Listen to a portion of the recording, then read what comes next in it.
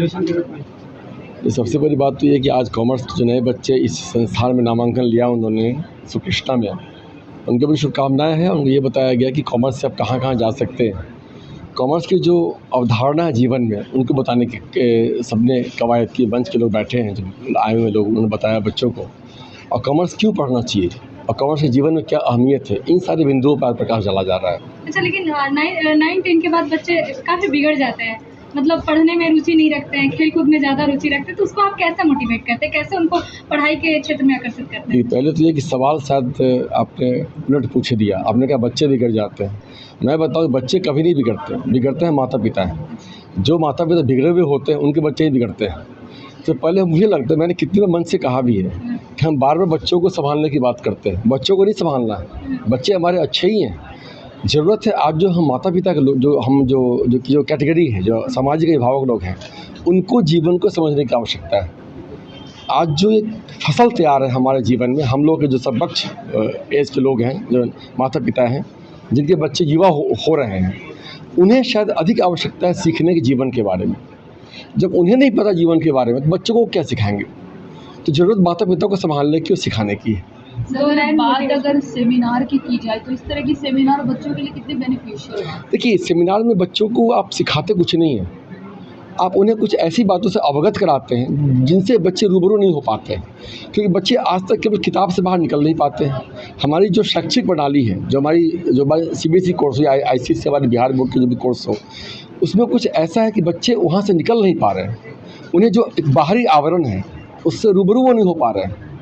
तो 10th के बाद में बच्चों को उन्हीं आवरणों को खोल के बताया जाता है कि इन किताबों के अलावा जो ज़िंदगी है, जो दुनिया है, तुम्हारा जो क्षमता है, तुम्हारी जो अवधारणा है जीवन के बारे में, उसको आप कैसे समझ सकते हो। यही कवायद है सेमिनार में। नई बात हम बताते नहीं, उन्हीं बातों को दिखाते हैं बच्चों को, ये तुम्हारे सामने है, तुम सीखो, समझो और जीवन में उतारो इसको।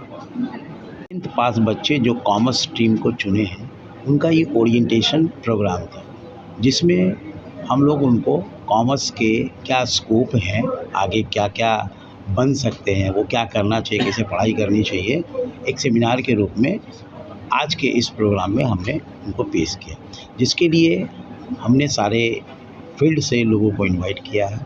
जैसे एडमिनिस्ट्रेशन से भी लोग आए, दिलीप सर आए हैं, एजुकेशन से आए हैं, हमारे अरुणोदय सर आए हैं, ठीक है।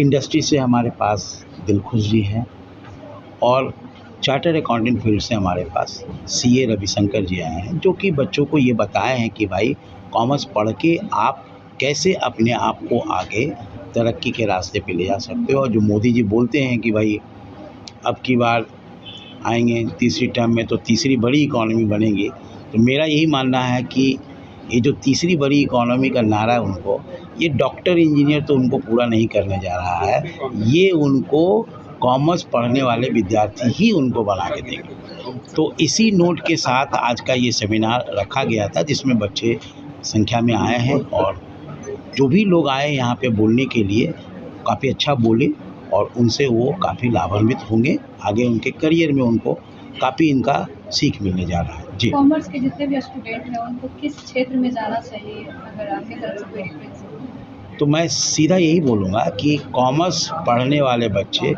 डॉक्टर इंजीनियर को छोड़ करके जितने भी फील्ड हैं सब में जा सकते हैं और सब चीज़ बन सकते हैं। केवल वो डॉक्टर और इंजीनियर नहीं बन सकते, एक आईएएस ऑफिसर बन सकते हैं, एक मजिस्ट्रेट बन सकते हैं, लॉ के क्षेत्र में जा सकते हैं, मीडिया में जा सकते हैं, मैनेजमेंट में जा सकते हैं, चार्टर अकाउंटेंट बन सकते हैं, कंपनी सेक्रेटरी बन सकते हैं, बैंक पीओ का रेलवे में नौकरी कर सकते हैं, आरबीआई के गवर्नर बन सकते हैं, वो आप सैप जैसे सॉफ्टवेयर का ट्रेनर बन सकते हैं, इन्वेस्टर बन सकते हैं, शेयर मार्केट में जा सकते हैं। हर वो एरिया खुला हुआ है कॉमर्स पढ़ने वाले के लिए, केवल वो डॉक्टर और इंजीनियर नहीं बन सकते। सरकार ने एक योजना लागू किया है कि जिस स्कूल से आप मैट्रिक पास कर रहे हो उसी से आपको इंटरमीडिएट भी पास करना है और उसी से आपको ग्रेजुएशन भी कंप्लीट करना है, ये कहाँ तक उचित होगा? सबसे पहला नंबर तो ये जो सरकार का अगर है, ये अगर उनका नियम बनाए हैं वो, तो पहले तो उनको सारे जितने स्कूल हैं उनको पहले ग्रेजुएशन में बदलना होगा। ये प्रैक्टिकली ये पॉसिबल नहीं है जो सरकार बोल रहे हैं, क्योंकि 10th जो स्कूल है उनको पहले +2 करने में ही उनको इतनी प्रॉब्लम हो गई। अब +2 वाले को अब ग्रेजुएशन में कन्वर्ट करने में तो उनको काफ़ी सारी मशक्क़त आने पड़ेगी। जैसे उनके पास टीचर होनी चाहिए उस लेवल के, जो कि ग्रेजुएशन करा पाएंगे आपके, है ना।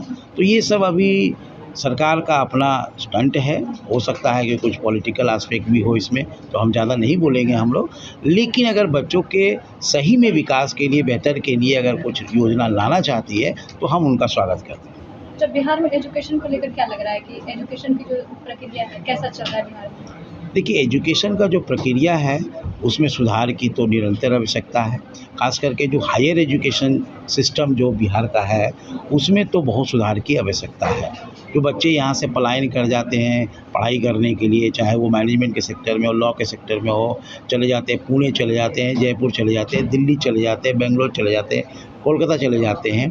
अगर वो हायर एजुकेशन का सिस्टम यहाँ पे सुधार हो उसमें, तो बच्चे यहाँ पे रुके और ख़ास करके जो यहाँ से पैसे चले जाते हैं, रेवेन्यू चले जाते हैं, वो भी बिहार सरकार के खाते में आएंगे, जिससे और डेवलपमेंट होगा। सर, मैट्रिक का रिजल्ट आ गया है, मैट्रिक के बाद ये तय करना मुश्किल होता है कि बच्चे क्या करें। पेरेंट्स भी कंफ्यूज रहते हैं, बच्चे भी कंफ्यूज हैं, क्या कहेंगे?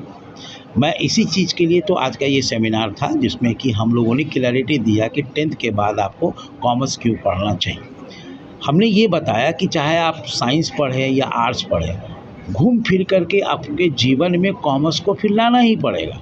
आप डॉक्टर भी बन जाते हैं, आप इंजीनियर भी बन जाते हैं, बनने के बाद आप क्या करेंगे? तो पैसे कमाएंगे, अपना कोई बिजनेस सेटअप करेंगे, तो आप घूम फिर करके फिर कॉमर्स के सेक्टर में ही आएंगे। तो हम वैसे गार्जियन, वैसे बच्चों से आह्वान करते हैं कि आप कॉमर्स पढ़िए और डायरेक्ट जो मनी से रिलेटेड करियर है, इकोनॉमी से रिलेटेड जो बातें हैं उसको सीखिए और देश के डेवलपमेंट में हाथ बढ़ाइए।